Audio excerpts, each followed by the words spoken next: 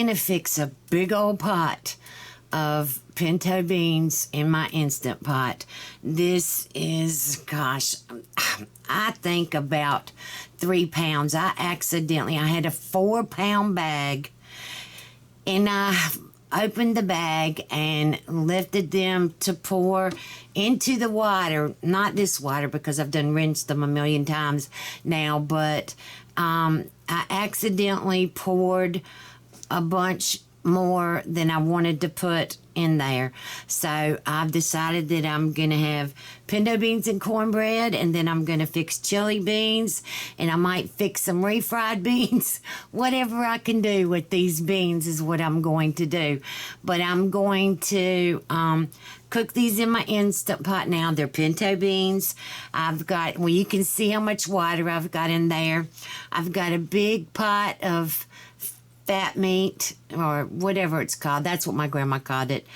Salted pork or something like that. I don't know. Anyway, grandma called it fatback. But I've got that in there. I've got this broth base seasoning, chicken flavored. I'm going to put just, I don't know, it says, let's see, what does it say? 2 teaspoons is 1 cup, and this is a lot of water, so I'm just going to put about that much. Boy, everything's just falling on me today. All right, so I'm going to put that much of the broth base. I got this at Walmart. Broth base and seasoning, chicken flavored. Makes 56 cups.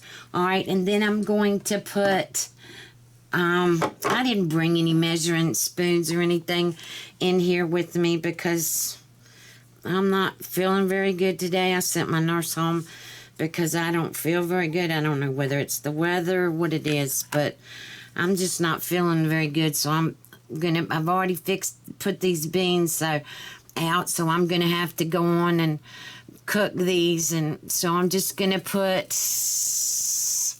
probably 1.5 teaspoons of coarse ground black pepper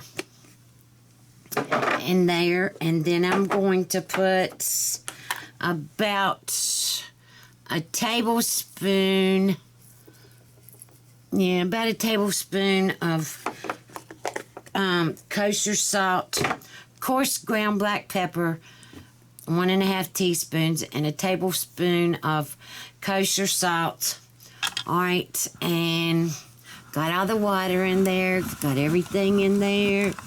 All right, now I'm going to put the lid on. I've got it on sealing and not venting.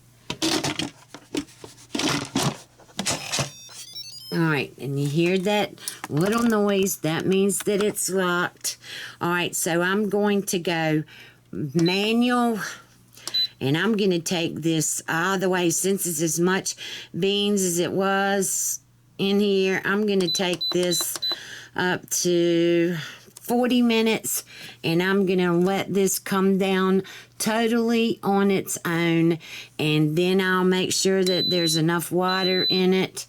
And if not, then I'll put it back on 5 minutes and cook them again or something. But right now, this should take a good hour.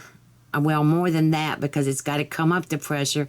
And with this, I'd say it's going to be a good hour and a half, hour and 45 minutes. So I will bring you back. Okay, y'all, I'm back. All right, this is my, I'm so excited about this. I can't wait to taste this. This is my cornbread and pinto beans. And you've got to have a lot of, see the liquid down in here?